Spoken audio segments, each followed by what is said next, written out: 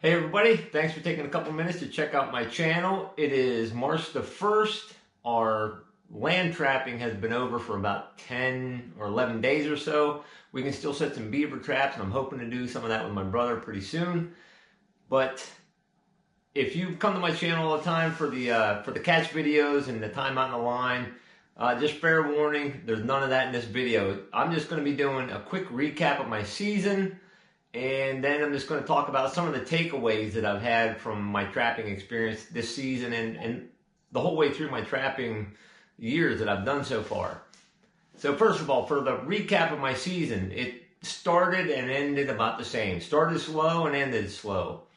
It just took a while for things to pick up, but once it picked up, I ended up catching the most canines I've ever caught. I caught 30 fox, 26 reds, 4 grays, and then I caught 6 coyotes. And I caught, I don't know, quite a few coon for me, and a lot of that fur has been sold or shipped off to FHA already. I caught 1 bobcat that was out of season, had to release it, and caught no fish for this year whatsoever. So it was a good season, great season for catching red fox, especially. When I first started trapping, the red fox population was way down around here, and the coyotes and the gray fox, there was a lot more of those. I usually always caught more grays and more coyotes than reds, and even a couple of years I was letting the reds go, but this year they were just seemed to be crawling everywhere. And I don't trap more than like maybe 3 or 4 miles, maybe 4 miles was the farthest I go really in one direction from my house. I'm hoping to try to expand that a little bit next year, while my wife's health stays the way it is.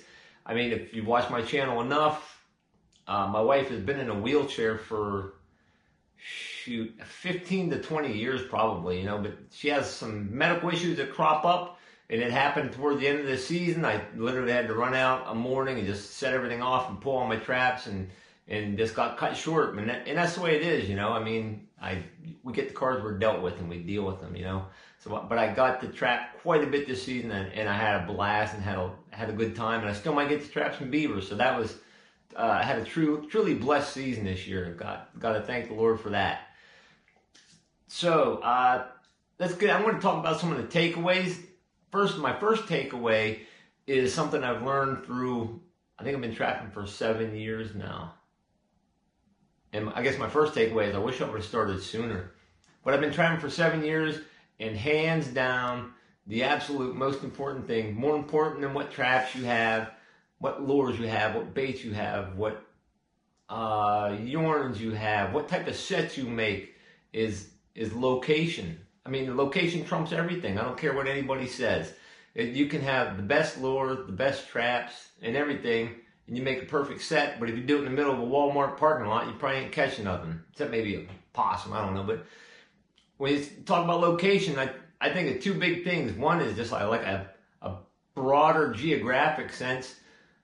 For example, like I was looking at Kendall Obermeyer, I can't say his last name, I never can, from No BS KO Traps. He's trapping out west and traps North Dakota and Texas and Iowa. I believe he's from Iowa, but he catches hundreds of coyotes out there. And he does it through hard work and a lot of effort, guaranteed. But he couldn't come to southeastern PA and catch hundreds of coyotes. It would be very difficult. Now, he could catch hundreds up to 1,000 red fox there. So you can't catch stuff that isn't there. So you need to get and know what target species you have in your area. And don't be frustrated. Like I started to get frustrated this year because I couldn't catch a coyote. And I think our coyote population is down, and then I hardly saw any sign until actually toward the end of the season. And I was getting frustrated, couldn't catch coyote, but then I had to step back and say, hey, I'm catching a bunch of red fox. There's red fox all over. So then I just had a blast catching foxes for the most part of the year. It was a good year. And then when you go from a big geographic sense to get your target animals, you know what you got. Then you get down to where you get really, and you narrow your focus, where you get your sets at. I mean, pretty much it's travel ways around, at least where we're at, it's travel ways, paths, 2 tracks, old logging roads. They're going to travel the same places humans do a lot. And you got to get those traps again, it doesn't matter. I mean, there's good trap makers, there's good bait makers, there's good lure makers. And you just got to pick the ones you want. I mean, you can get better traps, sure. But some people can't afford a bunch of canine extremes. I mean, that's pushing the limits for me. And I think like, what are they? MJs? I think they're MJ 600. They're about $40 a piece, I think. Maybe $45. I think the canine extremes are about 30 to 35, I think. I mean, my upper end right now for me is the MB 550. That's a pretty expensive trap for me. So, but I mean, you can get really good traps, sure. But if they're sitting in your shed, you ain't catching crap. The best trap you got is the one that's out in the dirt, ready for something to step on. But you got to get those traps as close to the travel ways as you can. That's something that when I first started, I was worried about people seeing my catches and stealing my stuff. And yeah, I've had traps stolen. I've had coyotes stolen. But you know what? If you don't get them where the animals are traveling, you're not going to catch as much. If you find a big giant field and there's roads all around the field and you go put a trap way in the middle of the field, yeah, you might catch a fox or coyote or a raccoon in there. But you'll catch more, in my opinion, and from what I've learned, right on those two tracks, right on those four-wheeler trails and everything. Yeah, somebody might find your catch before you do. You might have a trap stolen, but it's sort of like fishing. If you're afraid to cast a lure into a big, nasty pile of brush and weeds, because you don't want to, you're afraid to lose a lure while you're fishing or whatever, a hook or bait or whatever you got, you're probably not going to catch as many fish because that's where the fish live. Same way with trapping. If you're just afraid of losing stuff all the time to a thief, oh man, I hate thieves.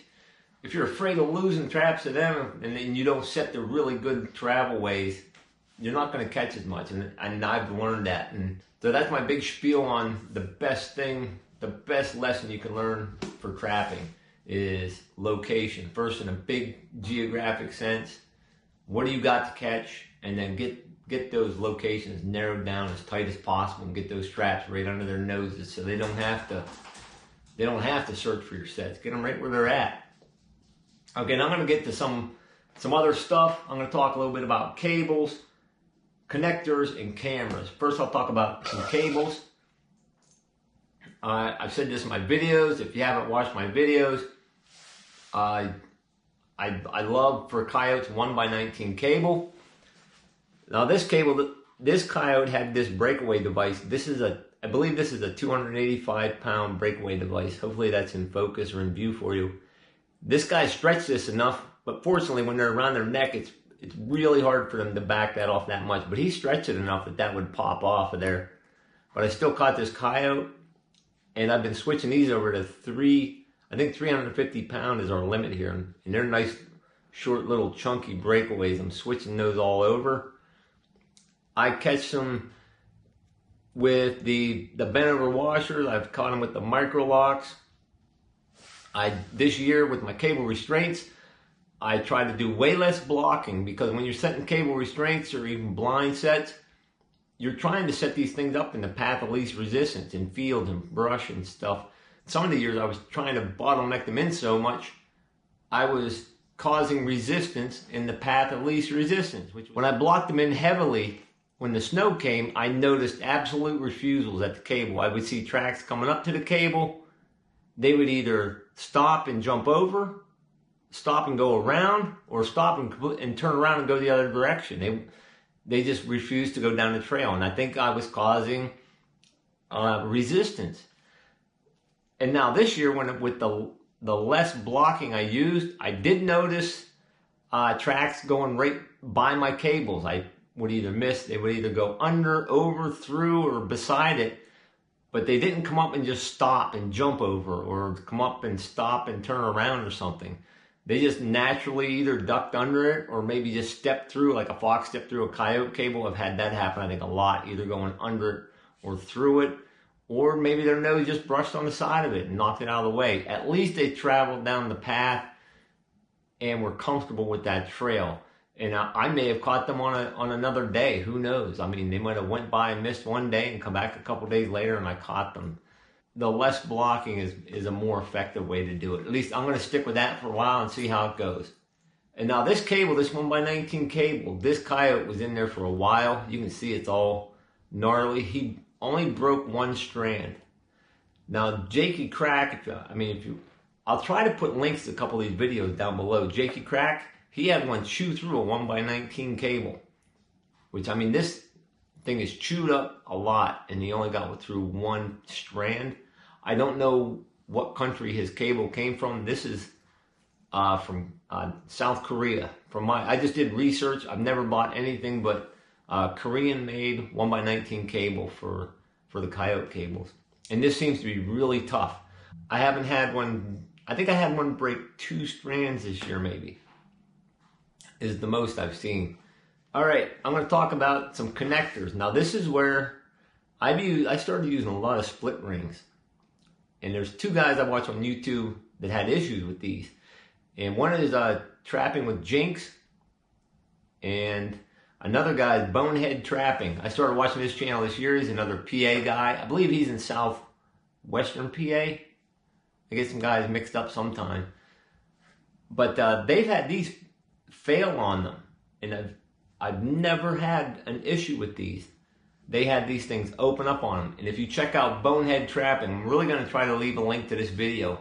He actually has one on footage, a coyote, where one of these fails and breaks off and runs free right in front of his face. Had to be heartbreaking. I'm sure that his heart sunk a little bit there when that happened. But I don't know. I've never had a problem with these.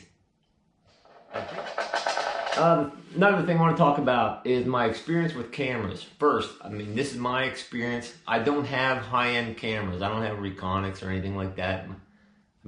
That's another thing is budget-wise. Just like trap-wise, camera-wise, this is like what's in my budget. Cheap old cameras I got. I think that I have been spooking. I'm about 90% sure, maybe 100, close to 100% sure, really, that I've been spooking canines with these things at my sets. I always get, and that happened several times this year. My brother has said he had the same experience, especially with coyotes. But I had a lot of pictures this year where I'd have one picture of a coyote and it's gone. That's it. And I would have them set on a 15-minute timer, or not 15 minutes, 15-second delay, and never got 2 pictures of a coyote at one night. Even fox. Even if I had it on video, it's not. You would see the animal turn up, and then as soon as the camera was on, they would bolt out of the screen. So my cheap cameras, I'm not going to be having focused on set this year. I don't know. I think I've been spooking critters with these things.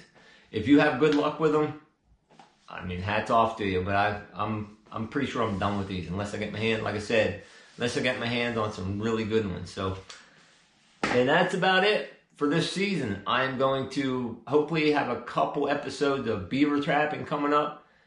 And then after that, for me, it's going to be probably just beekeeping through the summer. So I appreciate everybody following along with my season. I enjoy trapping. Up to here, I love it. I'm always thinking about trapping, it seems like. I'll be driving down the road, and that's more dangerous than talking on a cell phone for me. I'll be looking at places and thinking, oh man, I'd like to make a set over there, and I'm swerving around, dreaming about trying to catch a fox or coyote or something. But I guess that's a problem. And I enjoy making the videos too, and I enjoy just seeing all the feedback and stuff I get from everybody. So truly appreciate it. Thanks for all your support, and I hope to see you back for the beaver trapping. Have a blessed day, everybody. Stay safe.